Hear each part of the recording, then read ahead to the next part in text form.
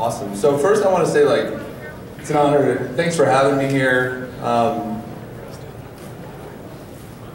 I just would like to lead it off by saying I'm somewhat ignorant about the domain industry. So, except for the fact, I know Al Gore and the internet, and then Carl Icahn, of course, Icahn, and then Icahn has Cheeseburger, the cat site he went on to make. So, yeah, I'm kidding, actually. So, other than that, so my background is in monetization, and I really tripped over a rock early. And just talking about the dot CEOs, Jody, I don't know if you're still here. You're still here? Great, because I know this guy really well who was named like the most influential person on the internet in 2010.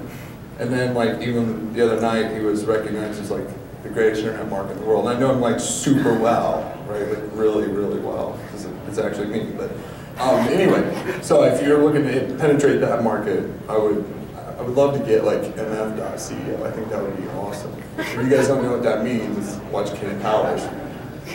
Okay, so my background, in 2002, I really kind of tripped over a rock, and I was like, gosh, it would be so awesome if I could have a picture of my wife now, my girlfriend then, and my dog on my phone. And so I came up with a programmatic way to do this on the internet. This is a very long story short. To do it, and then made it available to the people, shared that. It went on to do that, and just grew, and then ringtones came out, and it was crazy, just insane crazy. This site, I think the site peaked about $7 million a year in profit, about 2009.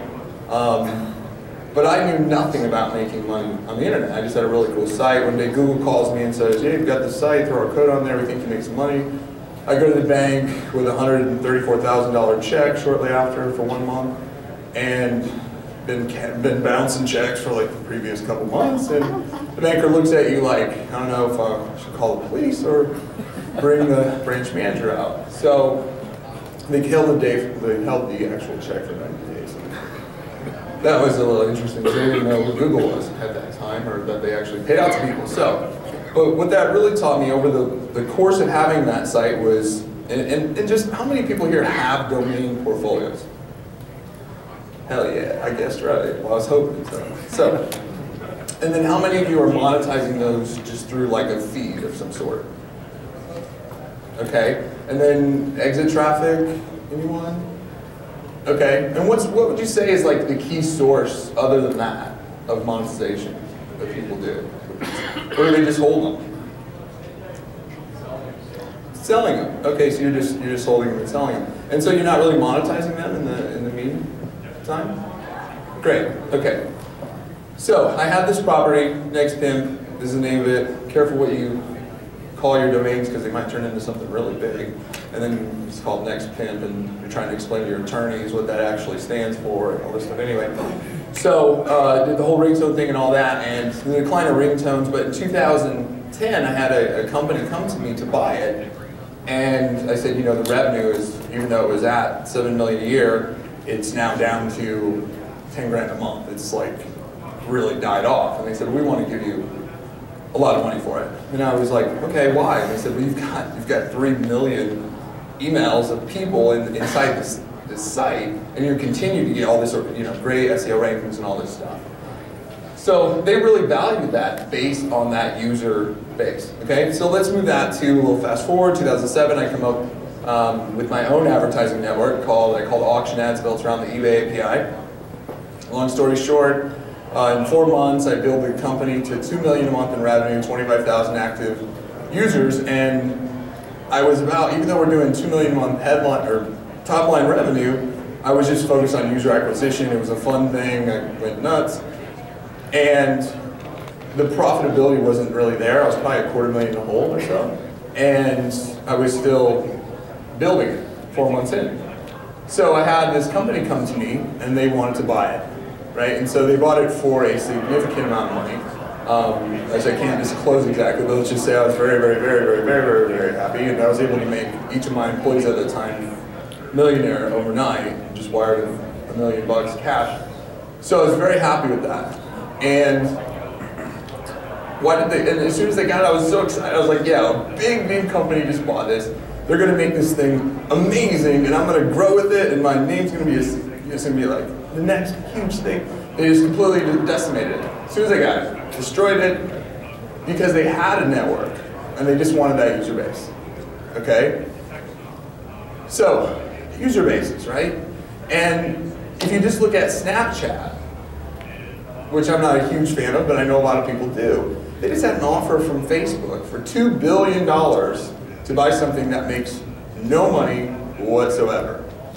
Why did they want it? Users, okay? Because Facebook, from what things are showing, is they're losing about 20% of their user base month after month. That's a very scary thing for them. And they're really in panic mode right now. They need, so that's why they're buying, and people are like, why would they buy, Instagram for so much? Why would they buy a feed thing back in the day for so much? Well, it's the user base. It's users, that data, all that stuff. They want that, all that stuff. So, where am I going with this is that the true, real value is now, as Jody was talking to about all the stuff that he gathers, is where we're going is this data is everything. And that user base and keeping people on your stuff, like Facebook, they don't allow a lot of advertising for their stuff because they want to hoard people in. I made the mistake on my blog.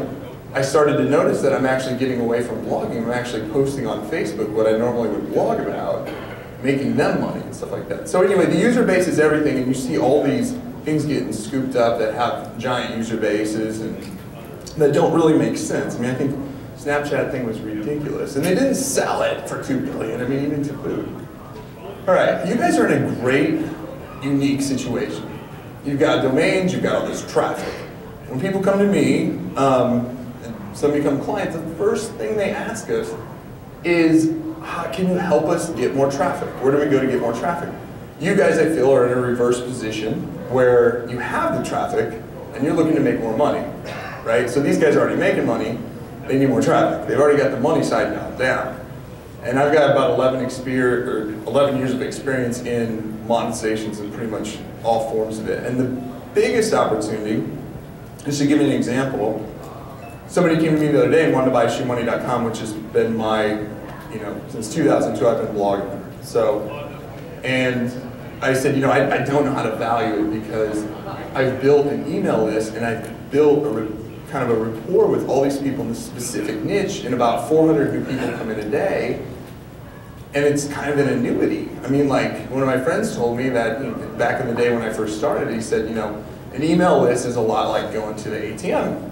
He's like, and I know that. I know that over 4 days, if I find the right product, I can bring in $250,000 in profit. And I've done that, plus I won a BMW X5 not too long ago. And how do I price that? And plus it's been the launching point of all my other companies. So, but it's because of the user base. The site doesn't make that much money, but that email list is enormous. I just recently was interviewed by our local paper. I was a speaker over at Affiliate Summit, and every year at Affiliate Summit, I auction off my shirt. And it was kind of an egotistical thought one day. I was like, gosh, I take pictures with 100 people that are always tagged, and I do this talk and all this stuff, and I wonder how much I could get if I were to sell my t-shirt.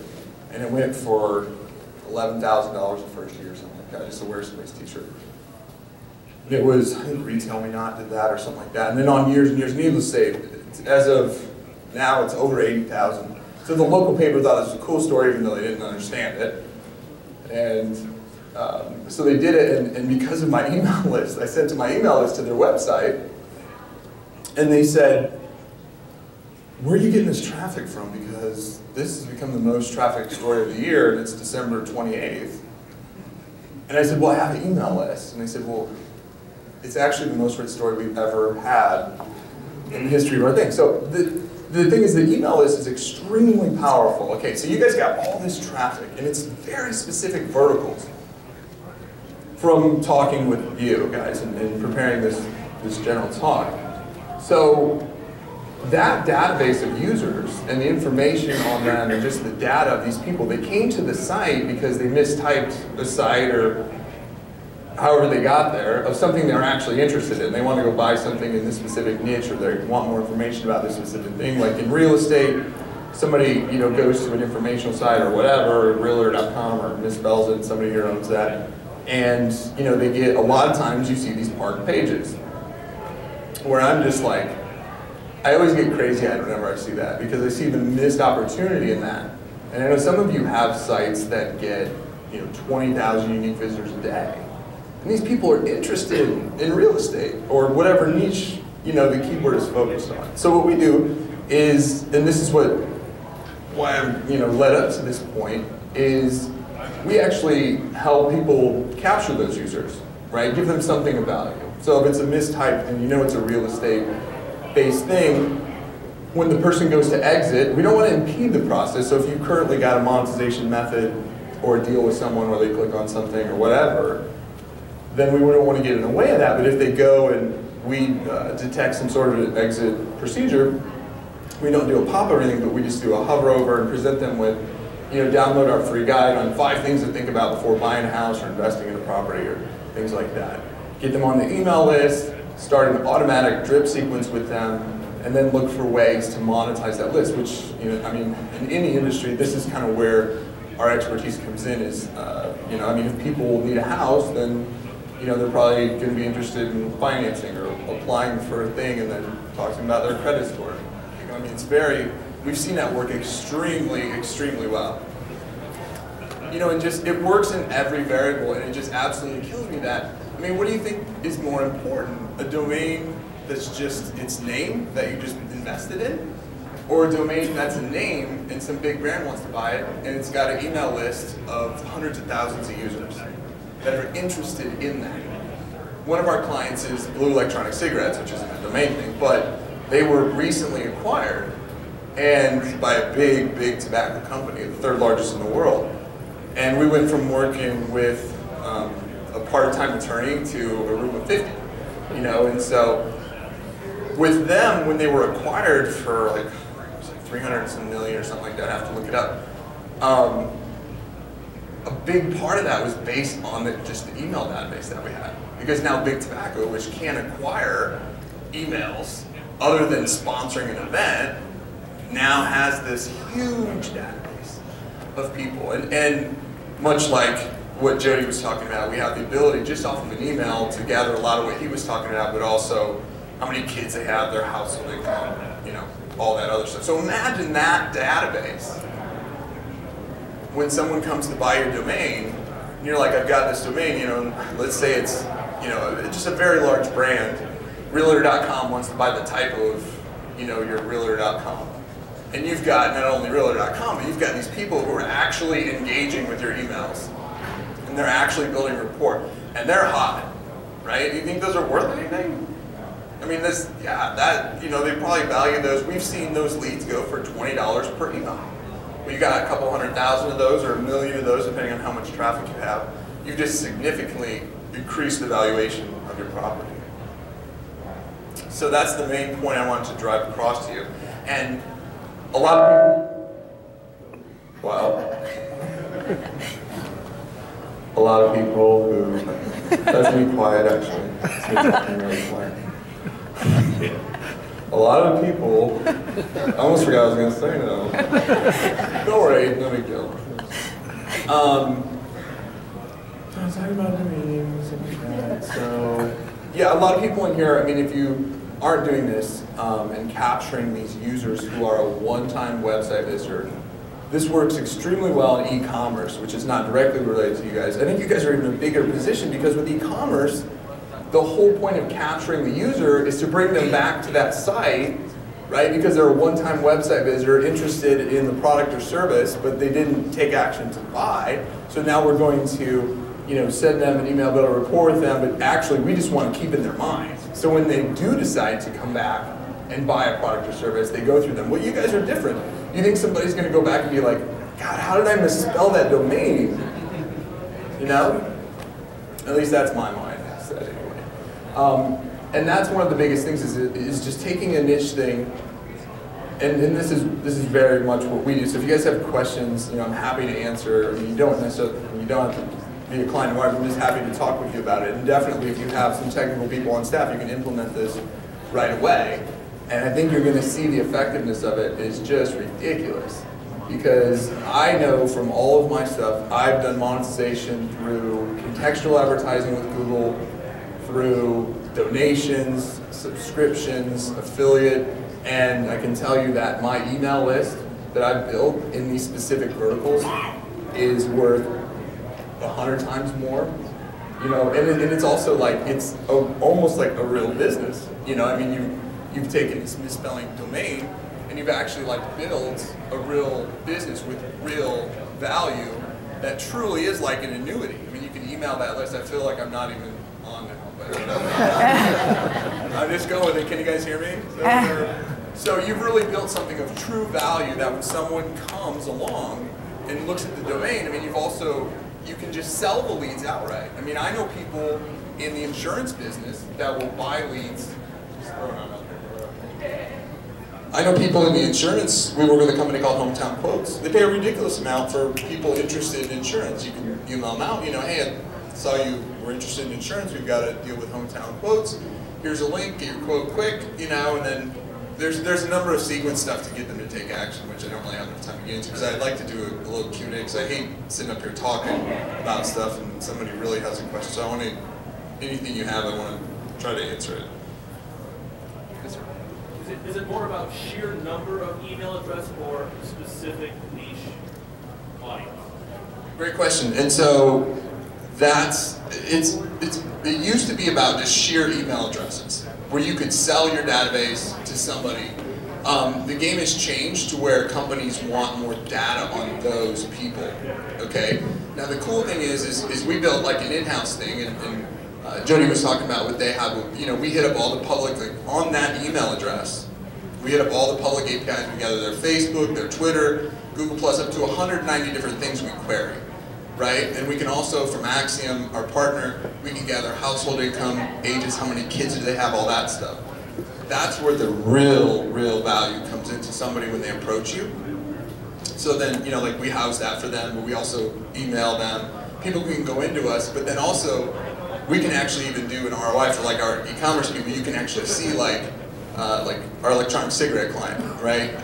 They thought their biggest dollar value in advertising was in country music, so they were spending $8 million a year, you know, sponsoring country music awards. We actually could show them real data that no, it wasn't. It was actually IndyCar, so they bought an IndyCar, right? So, you know, you can give true. So for a company that comes to you, you can actually give them this insight because we gather social interests, right? And so now they can say, hell, all these people that are interested in this, here's their other interests and demographics and dollar values and ages and blah, blah, blah. And now they can actually import all that and even search through job titles and gather all the LinkedIn data, who says they're an expert in what. Also, these guys are going to hand out books. I recently wrote an autobiography because I've had a crazy life and I thought maybe someone else would care. And it just crossed the 300,000 mark, so I'm pretty excited about that. I released it a year ago. So it's called Nothing's Changed But My Change. It's basically the concept of I was a crazy kid, haven't really changed much, but now I'm rich. So that's basically the concept of it. That's why the whole MF CEO thing, I'm still immature, you know, guy. So I've actually grown up a little bit now. I have 2 little girls and stuff. So, but I will warn you, it is explicit. Talk about my first threesome in there and other stuff. So my wife was a little nervous about that, but. Other questions? Sorry, I got a little too far there. I was in witness protection as well for a little bit, and that's no shit. It's really good. Very funny. My question is, what's your offer? And do you have a sample website we can look at? You entice users somehow to give you their address. What's your proposition? Yeah, and it depends on the niche, right? So my site on what we do is called parprogram.com. It's PAR, stands for People Acquisition and Retention. Right, we do it for a lot of, I've only been doing it for a year, but fortunately because of our position, you know, we've been able to get a lot of great clients to word of mouth, stuff like that. So what do you offer the user, right, when they come in? So we found, you know, obviously in e-commerce it's a discount, right, but there's no reason why if someone comes in and it's a typo for Groupon, you know, you can't be an affiliate for Groupon or do something else that's kind of a weird niching thing. But, you know, I wanted to bring this in. And I think this is a crowd that will meet too offended by this. Shouldn't be, right? But or maybe, whatever. So there's a movie Colors. You guys remember the movie Colors? Know how old you are? Not many? Okay, a couple. It's like Robert Duvall, wasn't it? And Sean Penn, they're cops. And there's a story in there where the guy's sitting on top of the mountain, or they say, you know, there's a bull, and I don't know if you guys remember this, but there's a bull and a calf, and I'm probably going to screw up my cow terminology, but at some point, you know, I'm from Nebraska, I should know. But the actual baby cow or calf says to the dad, there's 4 hot female calves, whatever you call them, female cows, and he says to the dad, let's run down there and fuck one of those cows. And the dad says, no son, let's walk down there, take our time, and we can fuck them all, right? Where am I going with this? So the traffic comes in, you're hoping for a one-time, click, make a quarter or 5 cents, whereas if you capture that user over time, you can monetize and make money off of them for the rest of your life, right? I know it's a weird analogy, but. So the offer, the actual, yeah. It depends on what it is. Like I use the real estate thing. So a huge thing is like so it takes a minute. You could go on DocStock or something like that and find what are people actually typing in that vertical. And you'll find even free content. So in the real estate market, I mean, people want to know, like, what do I need to watch out for before buying a house, right? Like, off the top of my head, from our real estate people, I know floodplains, school districts, all that kind of stuff. People really care about that. So you just offer them a guide. You just like, let us email you this free guide. You know, if it's in the dating industry, it's like, you know, hey, before you go, there's 10 key tips. Some people do it through contests, which doesn't really apply for you guys, but I think in this specific vertical, a free guide, and most of the times you can go and get one of those guides from DocStock that you can actually use, right? Or you can find something that's like, you hire some guy off of, you know, whatever, Relance or whatever, rewrite this for me, and, you know, something like that. So good question, because that's the whole, how it starts. Yes, sir? So a social login would be suitable for a similar way to acquire that? Okay, I'm sorry? A social login would be similar in terms of being able to acquire their contact and so on. Like a Facebook like signed in through Facebook? Yeah. Yeah. We can gather, Facebook will let us gather a lot more data from that. You know, like all their friends too. Yeah. I mean, you can have like, I want to give you my life story, click here to authorize. People never read that stuff, you know, just, yeah. You can definitely have them sign in with Facebook and grab that. Because what I've got is I've got a vertical and it's very specific and it's quite solid. It's electric vehicles charging, electric vehicle market, okay, so those sort of buyers. And I cannot monetize it at the moment, but I was thinking of offering a social site for them to share. So right, and the first thing I think of pops in my head is car insurance, right? Just get a free quote, you get $5. But there's an art to tell a story to make people do that, right? That's kind of the key thing, is to find, like, you can't just be like, hey, here's a car insurance offer, you're gonna get spam reports and blah, blah, blah. But if you're just like, you know, we can talk about the art of doing that at some other time. I actually wrote a guide about it. You can download it from my site. If you can't find it, it's just email me, jeremy@ShoeMoney.com. I wrote a very in-depth mentality on how to do all this. But yeah, I mean, there should be several ways to monetize that. And maybe this is a way like no other if you can't pull feeds or, you know, other stuff like that.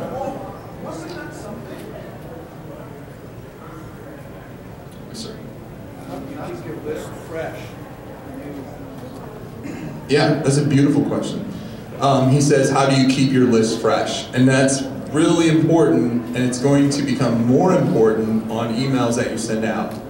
So, because like Yahoo, and I assume Google's been doing this for a long time. Google never says, we're going to do this. Your email marketers are going to get screwed by it if you don't pay attention. But any dormant accounts, like Yahoo just killed off a bunch of accounts and said, we're going to keep them, but they're just not being used. So you got to keep your list fresh. And how do you do that? Well, one is you want to use a provider. Like some of that, I feel like my shit just went out again. But you want to use a provider that, you know, actually will scrub them for you or something like that. We obviously do that. The second level is measure of engagement, right? Has this person been opening, clicking, visiting my website, right? Or is this just going, interesting statistic on what we've seen in the last year. People are changing their emails at least 2 times a year. They'll come back and update their email on these lists and stuff like that. And then I was like, that's weird, is that just us? So I went online and I researched that, and sure enough, statistics show, on average, consumers, now the more technical you are, the less you would change your email. But you have to remember, we're not our consumers, right? I know a lot of people here are a lot more technical than an average consumer. But, you know, I've got some of my employees are like, well, yeah, because I had my college address, and then I had this address, and now I actually use my Facebook address, and this and that. So another thing, I just wanted to talk to you, but does that kind of answer your question? So what we do is, even through the API, is because we price stuff based on users, right? So why would you want users that are of no value to you? So we allow our users to use the API and say, okay, give me a list of people who haven't clicked or opened an email and could give a crap about what I'm talking about, and just delete them out of my thing, right? Or put them in this segment of worthless people, but maybe value I could sell them as a lead, you know, someday. Well, we've got some audio video issues. Actually, just but we're good. I'm super pro at this, so it's fine. Now, expanding on that, just another cool statistic I'd just like to throw out there, because I love cool shit and numbers, is that we have been able to see that, and this is just a general thing, which may or may not have something to do with you guys, is that we know that if a person on Twitter follows you, they're a 20% higher lifetime value, right? So it's important. So we integrate with social media. Like when we grab an email, you have the option to follow that person on Twitter, right? And we see about a 35% follow back ratio. So that's really good. Our whole platform is about engagement and building a relationship, and then those people, you know, they're not buying or clicking off of one crazy single thing. They know that person, they trust them, and that person's not going to lead them astray. So another interesting statistic is, like, if we can't tie that email to one of the big 4, like Google plus Twitter, LinkedIn, or Facebook, then that email is worth about 80 times less than one that is. And you have to look at emails like emails. They're not people, they're emails, right? And now that Yahoo has the ability where you can generate a throwaway email, they actually allow you to, like, I want to generate a throwaway email that's dead in 10 minutes. Sucks, right? So that's the cool thing. We constantly update, and you can go through and say, if nobody's on a social network, just get rid of them.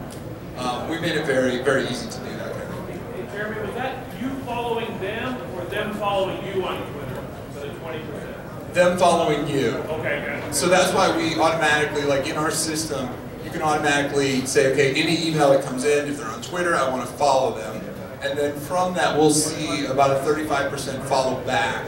Just people like to follow people that are following them. You said, I want to follow them. You're not saying you want to follow them. You're sending them an email saying they want to follow you. No, you follow them right now. I meant you're following them. You go to ShoeMoney.com and you opt into my newsletter. If that email is tied to Twitter, I'm not only going to follow you, but I'm going to tweet you. And I'm going to say, hey, thanks for your interest. Let me know if you have any questions. And yeah, it's an automated thing. Right. And we can also integrate with Facebook, LinkedIn, you know, everything. Google Plus, you know, directly integrate for those that see value in that. Anyone else? Yes? Where do you think Google Plus is going to be located again? In 2 or 3 years, you know, there's levels really can go from Facebook over to Plus. Yeah, and that's, you know, like he was asking about Google Plus, where I think it's going. So I have a lot of, I'm on the Facebook board of advisors for their monetary stuff. And like I said, they're very, very scared. And I can't really go into a lot of specific details on that. But like I said, it's public that they're losing all these users. Google Plus, on the other hand, is growing by about 20 to 30% month after month. And I think it's because they're continuing to innovate so much, and the Google Hangout stuff is now starting. I think they've been trying to figure it out, right? They've started that, remember that wave thing? It actually was pretty cool, but it never got any traction, you know. And so where do I think it's going? I think Google Plus is gonna work. I think this is gonna be their one that really takes off, and I think it's important to do the circle stuff and stuff like that, especially when you look at what Google is doing with the glass stuff where it actually recognizes people in your circles as you're walking around, you know, and if you look at, you know, they're giving free internet to everyone in the world, that internet is going to run through Google Net, right? Don't fool yourself, right? And so anyway, I think Google Plus is huge. I love using it for Hangouts, like doing public webinars and stuff like that. It's so amazingly awesome. So I think, and that's all tied in with Plus.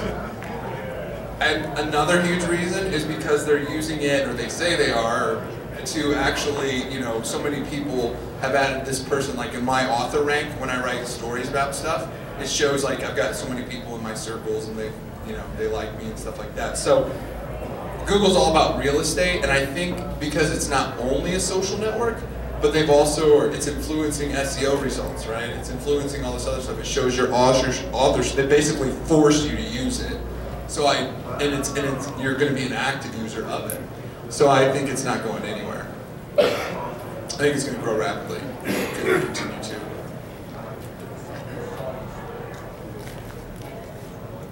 About how much time do we have left? 1 minute. I was gonna just cover something really quick. Is that I do have experience in the domain industry. In that years ago I was coming up with weird angles to find stuff. I was at a conference and somebody was talking about he found a domain that it was unregistered. Somebody just forgot to register it, right? Not at an auction thing or not at a drop site, something like that. So I was like, I wonder how many of those there actually is out there. So I built a spider that would go and spider every educational, EDU, and military domain. And it would look for outbound links, and then it would see if that domain is registered. And it found about 900 on the first day that had at least one link that were just sitting out there floating. I found, and then I just was like, okay then, you know, and then I fired up a bunch of Amazon boxes, like about 40, you know, or so, and just annihilated the internet. And the different key search terms, I bought search.com's index of every search word for years just to throw it off and add a little something to it. So the interesting thing is that in domaining, this is my only experience, and really a core thing is that, you know, I found Joe2004.com, which was Joe Biden's 2004 presidential campaign, and had 840 links from government sites alone, you know, let alone all the .com stuff like that. I turned it into Joe's ringtones. Come on, that's and it killed it. I mean, it ranked for everything and stuff like that. And so one thing I'd like to, that I think I found really interesting and still holds true today is Google, because I totally burnt that site out, right? It's banned after 30 days when they realized it wasn't Joe Biden's thing anymore, is that Google doesn't ban the link, okay? And what I mean by that is that if you have a site that has a bazillion links to it that is no longer worth anything because of its SEO value, you can 301 that, what's called a 301 redirect, permanent to Google, and it passes all that juice to that other site, right? Google doesn't ban, they don't ban the link coming from it, right? And I still find that true today. So I had a friend's site that was completely nuked out of Google, and just to prove a point, I had him register the .ca version of it, and then 301 redirect, everything from that pops immediately, right? So if I could leave you with that, it's an amazing thing. If you can find these, I've got probably a database of about 9,000 of these domains that I don't do anything with anymore. So if anyone wants the database, email me and I'll send it to you. I really will. Whoa, shit. That was loud. So if you just email Anna at ShoeMoney.com, said me originally, but quite a lot of you are good, so email her. And I have a zip file with the list. There'll be about 8,000 in there that'll have at least one military, EDU, or government domain.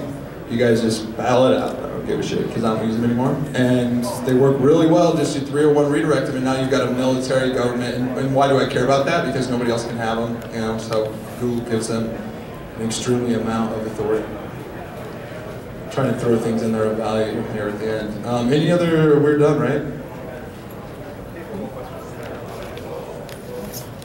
Yes. Do you have? Oh, okay. Wrap it up. Okay. Well, thanks everybody. You've definitely been a great audience, the most attractive audience I've ever seen or spoken to, for sure. So thank you so much for having me, and let me know if you have any questions.